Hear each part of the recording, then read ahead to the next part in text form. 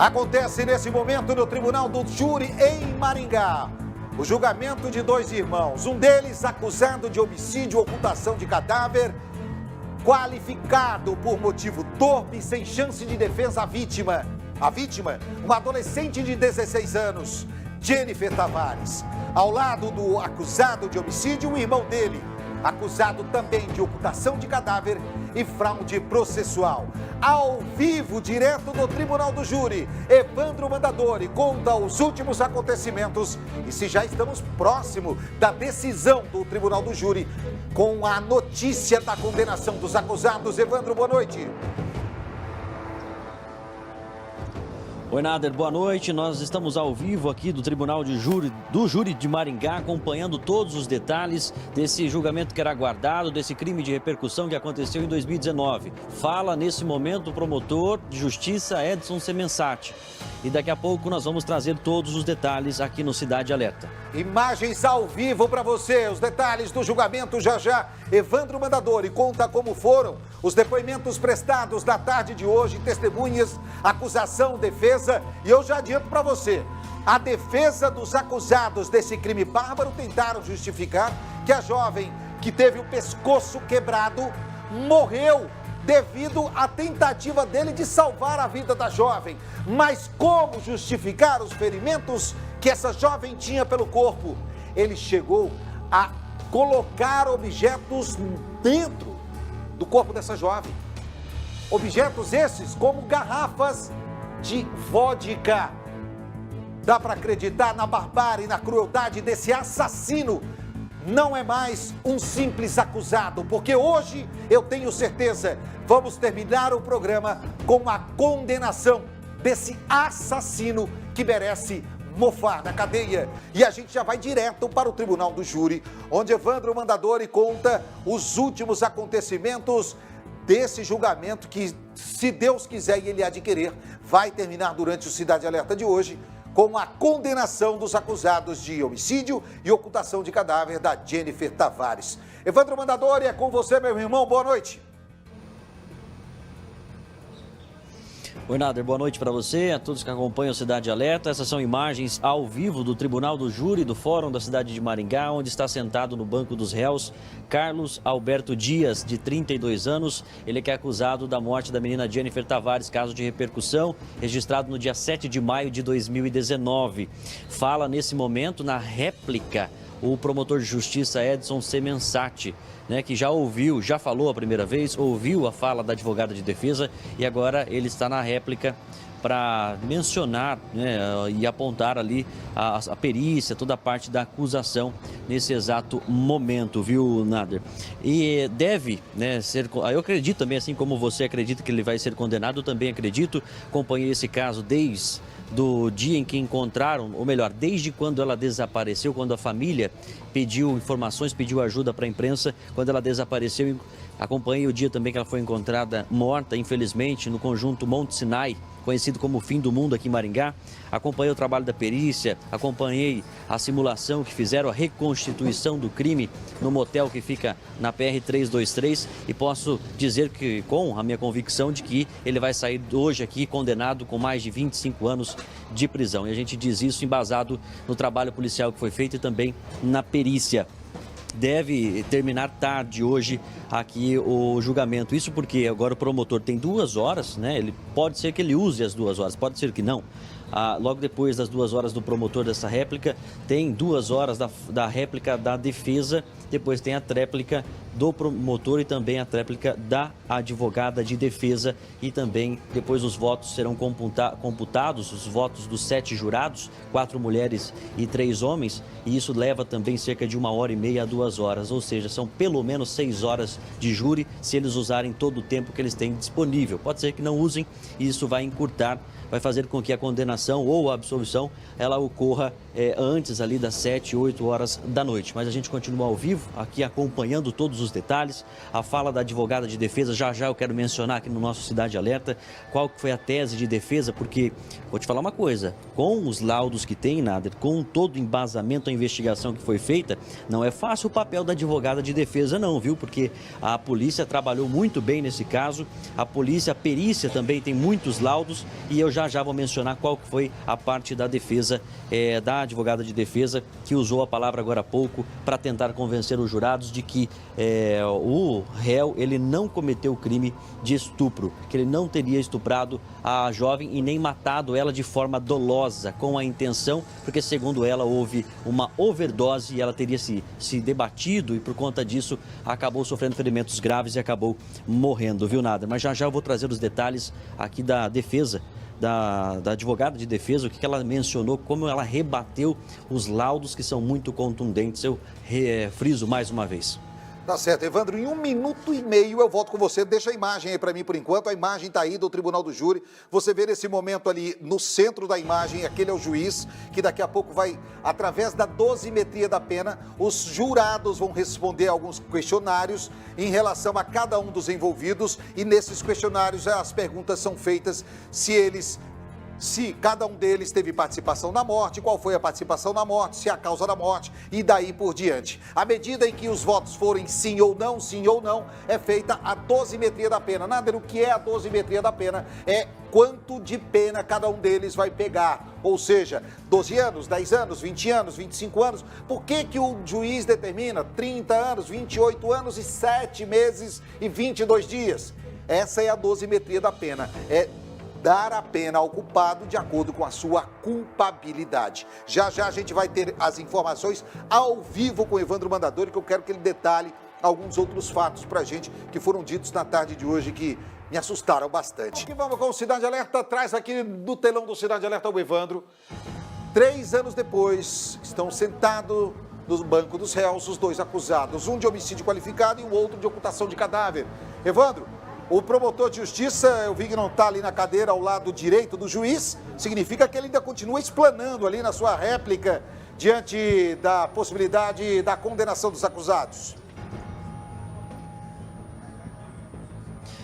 Nader, exatamente. O promotor de justiça Edson Semensati continua ainda falando, explanando na frente dos jurados.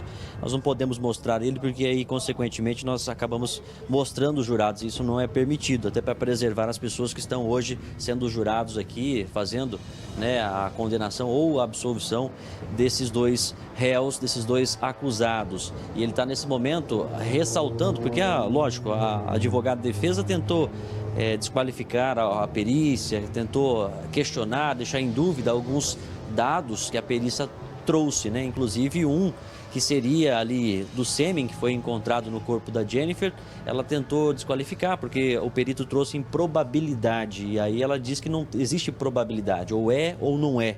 Por isso aí o promotor agora está validando novamente, está mostrando todo o trabalho que foi feito para convencer os jurados de que a perícia é séria, que a perícia é soberana e que tudo aquilo que a defesa trouxe, que está deixando em dúvida, não é a realidade. Esse é o trabalho, né? Um tenta desqualificar para convencer os jurados, o outro tenta validar para condenar o réu e assim por diante. Então ele está, nesse momento, convencendo os jurados sobre o trabalho pericial que foi bem feito, um trabalho que foi técnico, científico, respaldado no que há mais de moderno na questão da investigação aqui no nosso país. E é isso que ele está fazendo neste momento. Lembrando também, Nada, que às vezes a gente acaba esquecendo de comentar que são os irmãos. É o Roberto, que é o acusado de homicídio qualificado por motivo torpe, ocultação de cadáver, asfixia mecânica, estupro, com todas essas qualificadoras que são pesadas, vamos dizer assim, e o irmão dele, que teria ajudado a buscar as coisas que estavam no motel, na tentativa ali de tirar as coisas do motel e também por ocultação de cadáver. O outro irmão teria apenas ajudado o irmão, o Carlos, no caso, a levar, a esconder o corpo da menina Jennifer e também buscar os pertences que ele deixou no motel. E a gente continua acompanhando aqui a explanação do Ministério Público, que deve demorar aí por mais de 1 hora. Eu acredito que o promotor ainda vai se estender por mais de 1 hora. Nader. Não, e eu quero aproveitar, Evandro, a sua participação comigo para um comentário aqui rápido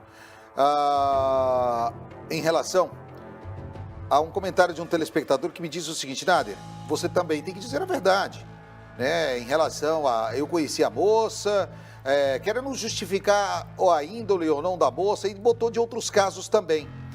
Deixa eu só dizer uma coisa aqui, gente. Nada justifica o ato, nada justifica a crueldade, nada justifica a barbárie, nada justifica o assassinato de uma jovem. É isso que as pessoas têm que começar a entender.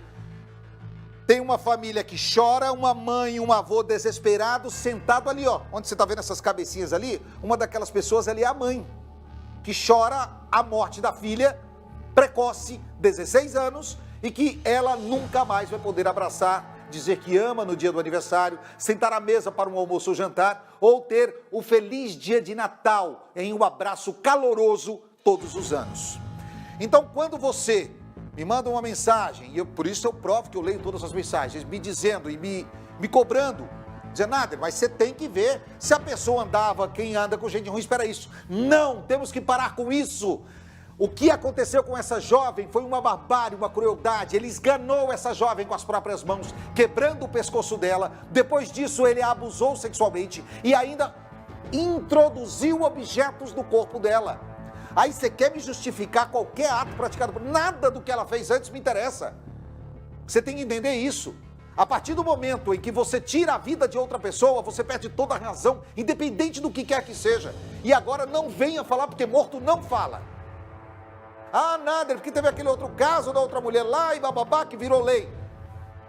Tô me lixando. O bandido, o assassino, o vagabundo que estupra uma mulher, nada justifica o ato. Nada. Então não venha convencer e mudar o meu pensamento contrário. Não. Desculpa, mas não.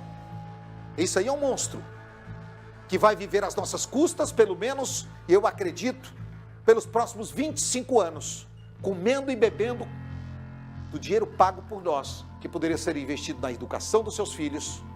Evandro Mandador está lá comigo? Fala aí comigo, Evandro. Nader.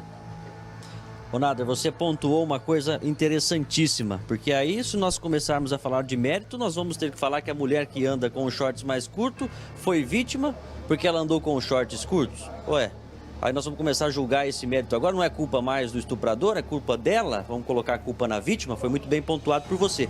E veio a calhar esse comentário desse telespectador, que eu acredito que ele não foi feliz no comentário dele, porque eu conversava com uma tia exatamente agora, ela namorou 4 anos, não saía de casa, tinha um namoro que os pais conheciam, os próprios pais do rapaz também conheciam ela, e aí quando ela terminou ficou depressiva. Em casa ela ficava chorando porque o relacionamento não deu certo. Somente 2 meses que ela estava saindo, conheceu uma má influência, que foi essa jovem que era colega desse réu que está aqui sentado agora, sendo julgado. E logo depois aí começou a sair, pela primeira vez ela saiu pela segunda vez, e aí acabou sendo levada por ele para o motel. Não vamos dizer que ela não queria ir ou não, isso não tira o mérito dela ter sido assassinada, dela ter sido estuprada, dela ter sido vítima. Esse não é o mérito aqui é o que aconteceu com ela naquele local e o que ele cometeu com ela. Porque quem é o pai hoje que consegue vigiar o filho 100%? Eu não sou pai, ainda não sou, mas vou ser em breve, se Deus quiser. Quem é o pai que pode garantir que o filho está 100% cuidado, hoje com o celular, hoje conhecendo amigos, indo para os lugares? Quem consegue controlar o filho para poder julgar, dizer que o filho está fazendo tudo certo? Eu acredito que quase nenhum pai pode dizer que ele tem o controle total do filho. Então não é esse mérito que nós devemos julgar nesse momento. Concordo contigo. Segura aí um pouquinho que eu já volto nesse assunto. Nada, mas você vai dedicar esse assunto todo a isso? Vou, porque eu sou pai. Eu tenho certeza que você que é pai, você que é mãe, você que vê um vagabundo como esse, depois de matar de forma tão atroz uma jovem de apenas 16 anos, eu quero ter o prazer de noticiar, junto com o Evandro Mandadori, o tempo de condenação desse monstro. Eu quero ter o prazer. Deus que nos permita fazer isso hoje durante o Cidade Alerta. Porque ele descartou essa jovem como um objeto que... Sabe a quimba de cigarro que você joga no meio do mato que acaba incendiando o matagal? Foi isso que ele fez com ela. Coloca o meu computador na tela, por favor. Quero rodar aqui nesse momento imagens direto do pronunciamento do promotor de justiça sobre a acusação desse monstro que abusou sexualmente, estrangulou de forma bárbara e ainda usou objetos contra o corpo dessa jovem, repito, de apenas 16 anos. Para que esses translocados não abusem de adolescentes. Esse homem deveria estar em casa, no seio da sua família. Para o almoço a esposa não serviu, para dormir não serviu, mas para buscar o álibi do marido bom, foi para São Paulo com ele. Com certeza é uma boa esposa para suportar tudo isso. E ela foi ouvida e disse que era bom marido. Senhores do júri, penso ter respondido para e passo tudo o que foi dito. Tá aí o doutor Semensati se pronunciando ao Tribunal do Júri. Devem ser aí os últimos pronunciamentos para que o júri possa se reunir e definir aí sobre as questões que serão levantadas da culpabilidade de cada um dos envolvidos nesse julgamento. Já já a gente volta com novas informações para você. Vamos lá. Ah, rapaz, chegou um vídeo do caso do promotor. O pessoal está me avisando que tem mais uma fala do promotor lá do fórum, o Evandro que está lá acompanhando. Deixa eu achar aqui, deixa eu pegar aqui rapidamente aqui, ó. O Evandro acabou de me mandar aqui mais uma imagem é a advogada que está falando? Vamos fazer o seguinte, deixa eu rodar aqui, tá na tela, pode encher. Mas foi intencional? Pelo tudo leva a crer, não tem prova de que foi intencional. A lesão não sou eu, não é ele, não é qualquer pessoa que diz que foi de 12 a 20 horas. Foi o médico legista. E o médico legista, em tese, ele entende do que ele está falando, ele foi claro. Não sou eu que estou inventando, não é a defesa, não é uma estratégia da defesa. A lesão foi ocasionada de 12 a 20 horas antes do óbito dela. Isso é fato. Agora, é fato, eu vou ignorar esse fato e não vou me apegar a isso. Eu tenho que ter algo a me apegar. Quanto a lesão, 12 a 20 horas, ora, pode ter ocorrido na rede? Pode. Sim, pode. Foi uma garrafada? Não sei. Foi uma queda, uma cotovelada? Não sei. Mas pode ter ocorrido. Agora, a rede não é um lugar de santo. Lá ocorrem coisas. Tem ocorrido coisas, a gente vê todos os dias na televisão. Então também excluir, porque como eu estou dizendo, são possibilidades. A morte é fato, a ocultação do cadáver é fato. Tá bom, doutor, eu tô vendo ali, ela tá confirmando a ocultação. Gente, só para que vocês saibam, tá? Essa advogada que tá falando ali, ela é paga do meu dinheiro, do seu dinheiro. Sabe por quê? O advogado de defesa deles largou o caso há 15 dias. E essa advogada é a chamada advogada dativa, constituída pelo Estado para a defesa daqueles que não têm condições de pagar um advogado. Se fosse um policial que estivesse respondendo ali por uma ação policial e que foi levado a júri, ele teria que pagar a defesa do bolso dele. O policial que defende a nossa população. Agora, um assassino de uma jovem tem a defesa do Estado garantida. Na sequência, eu quero ouvir um trecho aqui do advogado, do promotor, onde ele fala da condenação. O Evandro acaba de me confirmar em relação ao pedido de condenação que ele pede para os jurados não se esquecerem quanto que ele pede de condenação. Eu já vou ouvir junto com você, eu nem sei quanto que ele pediu. Tomara que ele tenha pedido no mínimo 20 anos, no mínimo. Evandro Mandadori está lá comigo? Vem comigo aqui, coloca o Evandro no telão do Cidade Alerta. Tem mais informações e novas informações lá do julgamento. Será que acabou o julgamento? Será que já saiu a decisão? Evandro, é com você, meu irmão. Oi, Nader, ainda não. O promotor terminou agora há pouco, inclusive eu acompanhei uma parte, acompanhei quase o trecho final ali da réplica do promotor. A advogada de defesa voltou agora para a réplica dela, disse que não vai usar as 2 horas, queria só fazer alguns apontamentos e ainda tem a votação, que demora cerca aí de 1 hora, 1h30, talvez até um pouco mais que isso. Então, a gente vai saber da condenação só mais tardar, né?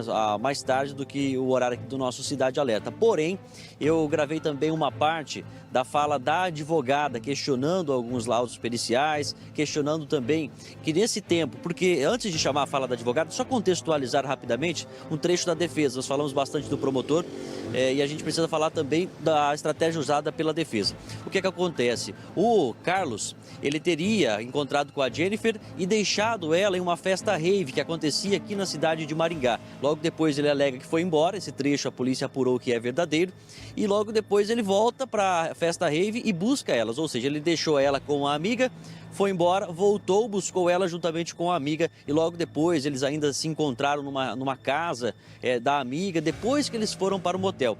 A advogada de defesa, ela aponta que nesse tempo, na festa rave, ela poderia ter sido estuprada, na qual foi encontrado todos aqueles hematomas, aquelas marcas. E aponta que o Carlos não foi a pessoa quem teria cometido o estupro, que ele apenas ocultou o cadáver porque ficou nervoso, ela teve uma overdose, segundo a defesa, no interior do motel, se debateu, estava muito drogada, segundo a advogada de defesa, e por conta disso ela se debateu e acabou perdendo a vida. Ele, desesperado, errou em não fazer o socorro e teria ocultado o cadáver dela jogando lá no loteamento Monte Sinai, como a gente já sabe. Essa é a tese da defesa. Nós vamos ouvir agora um trecho em que ela fala com os jurados, que eu gravei aqui do júri, agora há pouquinho, praticamente de momento essa fala dela, e a gente acompanha aqui no Cidade Alerta. Não sei, mas pode ter ocorrido. Agora, a rave não é um lugar de santo. Lá ocorrem coisas, tem ocorrido coisas, a gente vê todos os dias na televisão. Então também excluir, porque como eu estou dizendo, são possibilidades. A morte é fato, a ocultação do cadáver é fato, o resto é especulação. O próprio médico diz que não tem como dizer se a lesão foi antes da violência sexual ou se a violência foi antes. O próprio médico diz, houve contradições entre os dois peritos. O doutor Enio... Já a gente volta direto do Tribunal do Júri, trazendo novas informações com o Evandro Mandadori. Evandro Mandadori está lá comigo? Vem comigo aqui, coloca o Evandro no telão do Cidade Alerta. Tem mais informações e novas informações lá do julgamento. Será que acabou o julgamento? Será que já saiu a decisão? Evandro, é com você, meu irmão. Oi, Nader, ainda não. O promotor terminou agora há pouco, inclusive eu acompanhei quase o trecho final ali da réplica do promotor.